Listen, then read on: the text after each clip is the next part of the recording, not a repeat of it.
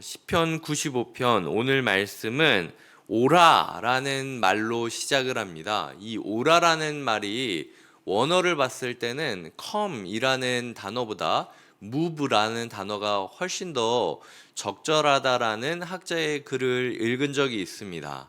그냥 와라라고 초대하고 끝나는 게 아니라 마치 군대가 전쟁을 하기 위하여 진군을 할때 자, 이제 진군 시작하자라고 소리를 지르면서 이야기하는 그런 모습으로 생각하시면 된다라는 거죠. 그래서 노래하며 즐거이 외치자, 이게 그냥 흥얼거리는 즐거움으로 끝나는 게 아니라 어제 우리가 빌립보서 4장을 다루면서 주 안에 서라, 이게 전투 용어라고 했고, 주께서 지키시리라 라는 게 전투 용어다라고 이야기하지 않았습니까? 그런 것처럼 이게 그냥 흥얼거리며 보내라 라는 의미라기보다는 좀 전투적으로 야생적으로 야성을 되찾아가지고 오늘 우리의 삶 가운데 싸워야 될 싸움을 피하지 말고 여호와의 이름을 노래하며 소리치며 진군하라 라는 말이 훨씬 더 적절하게 우리가 받아들일 수 있다라는 거죠. 오늘 말씀을 우리가 이해하기 위해서 두 가지 본문이 필요한데요. 첫 번째로는 히브리서 4장에 보면 히브리서 4장 7절로 제가 기억하는데 히브리서 기자가 시편 95편을 인용하면서 옛적 다윗의 글에 나오기를 이런 식으로 이야기를 하면서 시편 95편이 다윗의 글이었음을 노래하고 있다라는 거예요.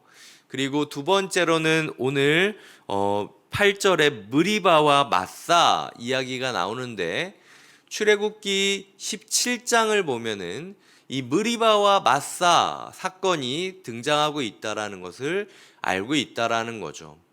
출애굽한 지 7주 정도 지냈을 때인가 사람들이 몇 주 되지도 않았는데 벌써 말씀을 주시며 있으라 하신 하나님을 의심하면서 뭐 물이 나오네 안 나오네 뭐 이게 좋네 안 좋네 평가하고 비판하고 싸우고 막 이렇게 하나님을 의심하고 있자 하나님이 그들을 책망하시고 꾸짖으시고 광야길로 들여보내시는 그런 모습들을 우리가 알 수 있거든요.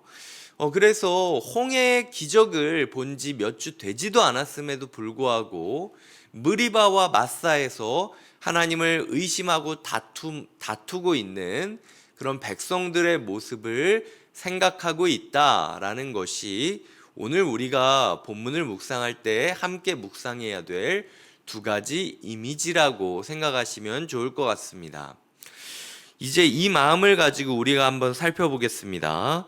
1절부터 보시면은 노래하자, 즐거이 외치자, 2절에 보면 감사함으로 나아가자, 시를 지으며 즐거이 그를 노래하자. 이 시를 지으라는 것은 창조적인 고백들을 하자라는 뜻으로 이해하시면 될 것 같습니다. 그냥 노래하는 게 아니라 그냥 즐거이 외치는 게 아니라 감사를 담아서 외치고 창조적인 고백들로 하루를 채워가는 그런 야성이 우리에게 필요하다라는 이야기를 1절부터 2절이 하고 있고요.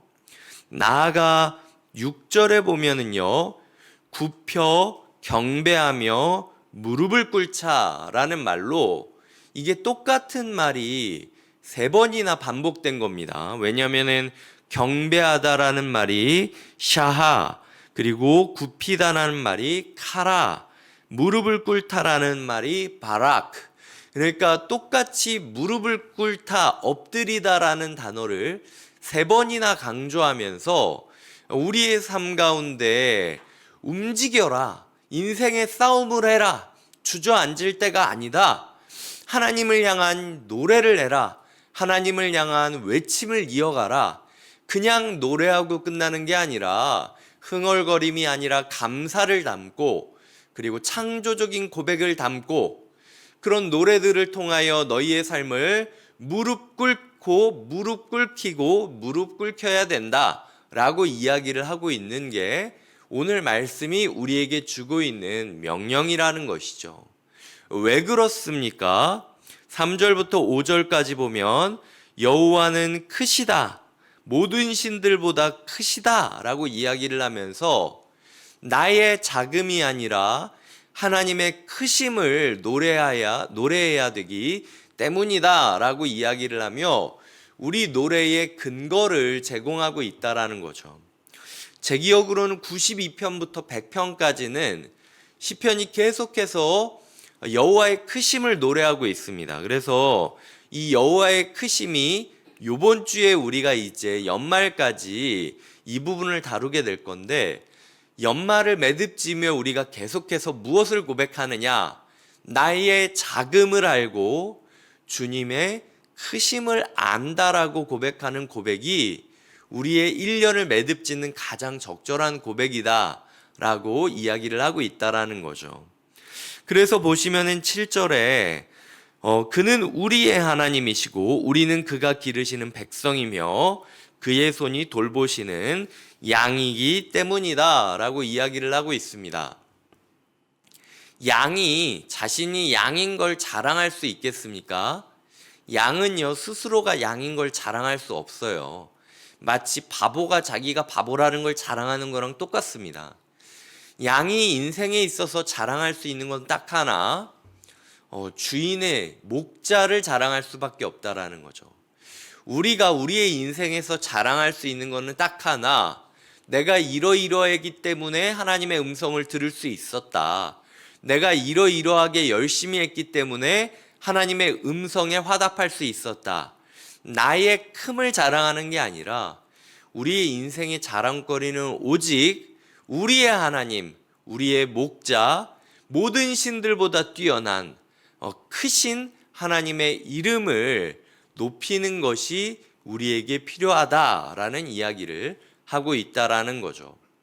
첫 번째로는 제가 우리의 연말을 맞이하며 그저 한두 곡 노래를 흥얼거리는 것처럼 살아가는 것이 아니라 마치 싸움터에 함께 나아가듯 야성을 회복하고 달려들며 진군하며 싸우며 나아가는 것이 필요하다라고 이야기를 드렸고요. 두 번째로는 그 싸움이 어떤 싸움이냐? 우리의 삶에 감사가 있는 싸움, 우리의 삶에 시를 지어 노래하며 창조적인 고백이 있는 싸움, 그리고 우리의 삶에 굽혀 우리의 삶을 끊임없이 하나님의 말씀에 순종하게 만들고 순복하게 만드는 복종훈련이 필요하다라는 그런 싸움으로 나아가야 된다라는 이야기를 드렸고요. 그리고 그럴 수 있는 이유는 무엇이냐? 나의 작음을 알고 주님의 크심을 안다라고 고백해야 되기 때문이라는 이야기를 세 번째로 드렸다라는 것이죠. 이제 네 번째 교훈을 드리겠습니다. 갑자기 잘 나가다가 제 생각에는 그냥 6절이나 7절에서 끝내도 되는 시예요. 근데 8절에서 뭐라고 이야기를 하냐면 갑자기 분위기가 하강합니다. 이 무리바라는 말은 다툼이라는 뜻을 가지고 있고 마사라는 말은 시험하다라는 뜻을 가지고 있습니다.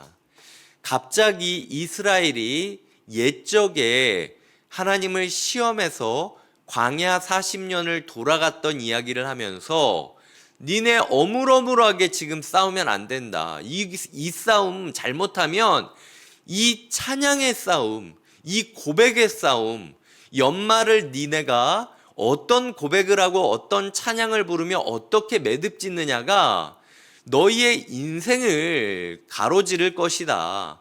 이스라엘 사람들이 이 순간 잘못 고백했다가 40년을 광야에서 뺑뺑이 쳤다. 너희 이 연말을 맞이해서 어떤 고백을 하느냐가 2024년도에 너의 인생을 결정지을 수도 있는 거야. 그러니까 정신 차리고 하나님과 다투지 말고 하나님을 시험하려고 하면 안 된다라고 하는 이야기를 하고 있다라는 것이 오늘 우리의 마지막 교훈이라는 거죠. 이게 무엇을 주제로 다투고 무엇을 주제로 시험하는 것인지 아십니까? 제가 출애굽기 17장 7절을 읽어드리겠습니다. 그가 그곳 이름을 마사 또는 느리바라 불렀으니 이는 이스라엘 자손이 다투었으며 또는 그들이 여호와를 시험하여 이르기를, 여기서부터가 중요합니다. 여호와께서 우리 중에 계신가 안 계신가 하였음이더라. 여호와께서 우리 중에 계신가 안 계신가 하였음이더라. 요거 가지고 지금 이스라엘이 서로 싸우고 하나님을 향하여 시험하고 있었다라는 거예요. 이번 12월에 우리가 무엇을 묵상하고 있죠? 임마누엘, 하나님이 우리와 함께 계신다라는 단어를 묵상하고 있습니다. 그런데 광야 40년을 돈 이유가 무엇이라고요? 하나님이 우리와 함께 계신지 안 계신지 아리까리하다라고 계속해서 하나님을 시험하면서, 하나님이 나와 함께 하다면 이거 해주세요. 하나님이 나와 함께 하다면 내 마음을 좀 이렇게 해주세요. 하나님이 나와 함께 하면 이렇게 해주세요 라는 식으로 하나님이 나와 함께함을 감사함으로 고백하는 것이 아니라 자꾸 시험하고 따지고 드는 게 그들의 모습이었기 때문에 하나님께서 야, 이럴 바엔 니네 광야 40년 돌다가 죽는 게 낫겠다라고 판단을 하셨다라는 거죠. 임마누엘이라는 단어를 한 달 내내 묵상하고 있는데도 불구하고 우리의 삶에 하나님이 같이 있든 말든 전혀 감흥도 없고 변화도 없고 그냥 너는 떠들어라, 나는 그냥 내년의 인생 내년은 내가 준비한다라는 식으로 있다면, 그런 우리에게 하나님께서 말씀하시는 거죠. 광야 40년을 돌듯 너의 2024년도 좀 굴러야 되겠구나. 그래야 네가 내 앞에 바로 서겠구나라고 이야기하며 슬퍼하고 경고하는 하나님의 음성이 있을 수 있다라는 거예요. 우리의 삶에 하나님이 나와 함께 계심을 끝까지 묵상하며 감사하는 것. 그래서 보시면은 7절에도 우리의 하나님 그리고 그의 손이 돌보시는 양이다 라고 이야기를 하고 있다라는 거죠. 10절에 그런 우리를 보며 하나님은 근심하여 말씀하신다라고 하시고 11절에 보면 노하여 맹세하신다라고 이야기를 하고 있습니다. 연말을 맞이하며 하나님의 근심 소리와 노하심을 들을 필요가 있겠습니까? 여기까지 하나님이 경고하셨으면 우리의 삶을 좀 집중해서 하나님을 바라보고 돌이키는 것이 필요하다라는 것이죠. 그래야만 안식에 들어갈 수 있다라는 겁니다. 말씀을 맺겠습니다. 히브리서 4장은 이 시편을 인용하며 다윗을 통하여 우리가 배워야 될 게 무엇이냐? 다윗은 싸워야만 안식이 온다라는 걸 알고 있었다. 그러니까 히브리서를 듣는 우리도 믿음의 싸움을 해야만 안식이 온다라는 걸 기억하며 세상이 우리를 미워하고 시험하는 걸 부끄러워하거나 당황하지 말아야 된다. 당연한 거다. 출애굽기도 그랬고 다윗도 그걸 노래했고 이제 우리 차례가 된 거일 뿐이다 라고 말하고 있음을 기억하셔야 됩니다.